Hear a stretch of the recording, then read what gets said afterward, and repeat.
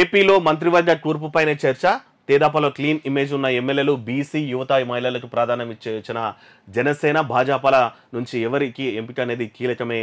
ఇక అదే ఆల్మోస్ట్ మనమైతే ఇక జనసేన మంత్రివర్గంలో ఎవరెవరు చేరుతారనేటువంటి సీనియర్లు ఎవరెవరికి చోటు అనేటువంటిది ఓటైతే వచ్చింది.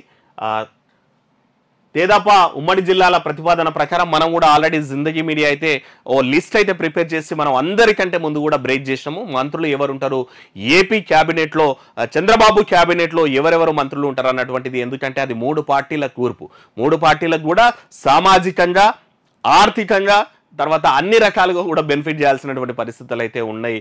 ఇక సీనియారిటీ ప్లేస్ ఇవ్వాలా, జనసేనకు ప్రియారిటీ ఇవ్వాలా, బీజేపీకి ప్రియారిటీ ఇవ్వాలా, కులాల పరంగా, ప్రాంతాల పరంగా కూడా ప్రియారిటీ ఇవ్వాలి. మరి ఆ క్యాబినెట్ కూర్పు ఎట్లుంటుంది అనేటువంటిది మనమైతే ఆల్రెడీ పబ్లిక్ చేసినాం. అందరికంటే ముందు కూడా మనకు వచ్చినటువంటి ఓ కీలక విశ్వసనీయ వర్గాల సమాచారం ప్రకారము మన తెలంగాణ సంబంధించింది కాకుండా ఏపీకి సంబంధించిన, తెలంగాణకు కూడా సంబంధించినటువంటి మంత్రి క్యాబినెట్ విస్తరణ, రేవంత్ క్యాబినెట్ విస్తరణ ఫస్ట్ బ్రేక్ చేసింది జిందగీ మీడియానే. మీరు కూడా చూసుకోవచ్చు.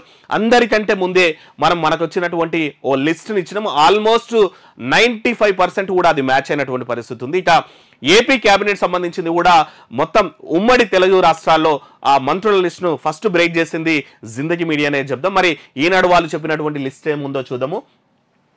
శ్రీకాకుళం నుంచి అచ్చెన్నాయుడు, కూన రవికుమార్, విజయనగరం నుంచి కొండ్రు మురళి, రంగారావు, కళా వెంకట్రావు, విశాఖపట్నం నుంచి గంట శ్రీనివాసరావు, అయ్యన్న పాత్రుడు, పల్ల శ్రీనివాసరావు, తూర్పుగోదావరి జిల్లా నుంచి యనమల రామకృష్ణుడు, చినరాజప్ప, జ్యోతుల నెవరు, బుచ్చయ్య చౌదరి, పశ్చిమ గోదావరి నుంచి పితాని సత్యనారాయణ, నిమ్మల రామనాయుడు, రఘురామకృష్ణరాజు, కృష్ణా జిల్లా నుంచి పార్థసారథి, గద్దె రామోహన్, కొల్లు రవీంద్ర, బోండా ఉమా, శ్రీరామ్ తాతయ్య, గుంటూరు జిల్లా నుంచి కన్న లక్ష్మీనారాయణ, నక్క ఆనందబాబు, శ్రవణ్ కుమార్ పేర్లు సహజంగా పరిశీలన ఉండొచ్చన్న చర్చ జరుగుతుంది.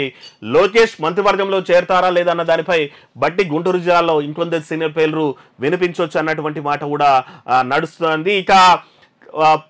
ఇక పవన్ మంత్రివర్గంలో చేరతారా అనేటువంటిది కూడా ఇంకా స్పష్టత రావాల్సి ఉందంట. ఇక ఎస్సీ, ఎస్టీ, బీసీలతో పాటు అగ్రవర్ణ ఎమ్మెల్యేలు గెలుపొందిన ఒక్క వర్గం నుంచి ఒక్కసారి చొప్పున గరిష్టంగా 4కి ప్రాతినిధ్యం లభించే వీలుందన్న చర్చ నడుస్తోంది. ఇక సీనియర్ ఎమ్మెల్యే నాదెండ్ల మనోహర్ పేరు తప్పక ఉంటుందని 2014లో భాజపా నుంచి 4 ఎమ్మెల్యేలు గెలిస్తే 2కి మంత్రివర్గంలో అవకాశాలు వచ్చింది. ఈసారి కమలం పార్టీ నుంచి 8 మంది గెలిచిన గరిష్టంగా 2కే చోటు లభించవచ్చని, అందులో సుజనా చౌదరి, కామినేని శ్రీనివాస్, సత్యకుమార్, పార్థసారథి పేర్లైతే పరిశీలనలో ఉండొచ్చు.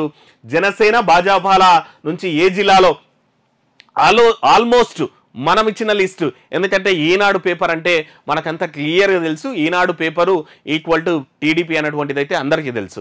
ఈనాడు పేపర్ ఆ పేర్లు వచ్చినాయంటే ఆల్మోస్ట్ ఉంటుంది అని చెప్పొచ్చు. మరి ఈనాడు కూడా మనలాకనే ఉన్నటువంటి అంచనాలతో వేస్తే మాత్రం మరి ఈ మార్పు ఉండొచ్చు. బట్ మనం ఇచ్చిన పేర్లన్నీ అయితే ఇక్కడ ఉన్నటువంటి నేపథ్యం ఉంది. వాళ్ళ జిల్లా నుంచి 3కి ప్రాతినిధ్యం ఇచ్చారు, కానీ రాయలసీమ లాంటి ఏరియాస్ నుంచి కూడా వాళ్ళు పెద్ద ప్రియారిటీ అయితే ఇచ్చలేనటువంటి ఉంది. మనం అవి కూడా కలిపినాం కాబట్టి మోస్ట్లీ మనం కూడా చెప్పాము జనసేన నుంచి 3 నుంచి 4 అయితే కన్ఫామ్ అవుతుంది. బీజేపీ నుంచి 3 వరకు అయితే 2 నుంచి 3 సీట్లు అయితే ఇస్తారు. ఇక జగన్ మన ఎవరైతే పవన్ కళ్యాణ్ ఉన్నారో ఆయనకు డిప్యూటీ సీఎం ఇస్తారు, తర్వాత హోమ్ మినిస్టర్ కూడా ఇస్తారన్నటువంటిది మనం అయితే బ్రేక్ చేసినాం.